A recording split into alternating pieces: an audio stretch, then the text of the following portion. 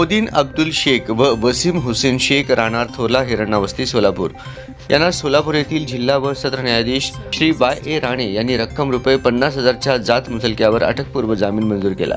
यात हकीकत अशी की दिनांक 12 नोव्हेंबर 2023 रोजी सकाळी 11 वाजण्याच्या सुमारास मागील 1.5 वर्षापूर्वी भांडणाचा मनात राग धरून तलवार, लोखंडी फावडा व लोखंडी रॉडने मारहाण केल्याप्रकरणी मोदीन अब्दुल शेख, वसीम हुसेन शेख वगैरे लोकांविरुद्ध सलगर बस्ती पोलीस स्टेशन सोलापूर येथे कलम 307 अन्वये गुन्हा दाखल झालेला होता। आपणास अटक होऊ नये म्हणून वरील दोघांनीही सोलापूर येथील जिल्हा व सत्र न्यायाधीश यांचे न्यायालयात ॲडव्होकेट सिराज रजाक शेख यांच्या मार्फत अटकपूर्व जामीन अर्ज दाखल केलेला होता।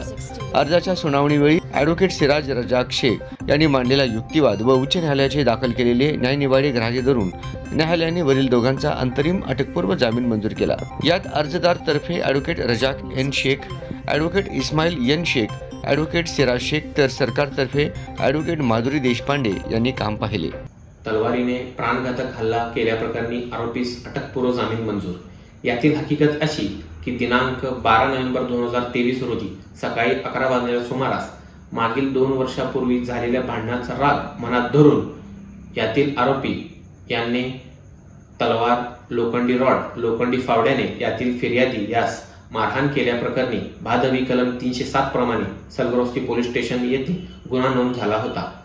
तर यातील आरोपी मोदीन अब्दुल शेख व वसीम हुसेन शेख यांच्यातर्फे जिल्हा व सत्र न्यायाधीश यांच्याकडे अटकपूर्व जामिनाचा अर्ज आम्ही दाखल केलेला होता व यातील सुनावणीवेळी आम्ही केलेला युक्तिवाद व मेहरबान उच्च न्यायालय यांच्या वेगवेगळे न्यायनिवाडे हे ग्राह्य धरून मेहरबान वाय राणे साहेबांनी यातील आरोपी मोदीन शेख व वसीम शेख यांना 50,000च्या जात मुचलक्यावर अटकपूर्व जामीन मंजूर केलेला आहे। यात आरोपीतर्फे advocate Razak N Shaikh, advocate Ismail N Shaikh व मी स्वतः ॲडव्होकेट सिराज रजाक शेख व सरकारतर्फे ॲडव्होकेट माधुरी देशपांडे यांनी काम पाहिलेलं आहे।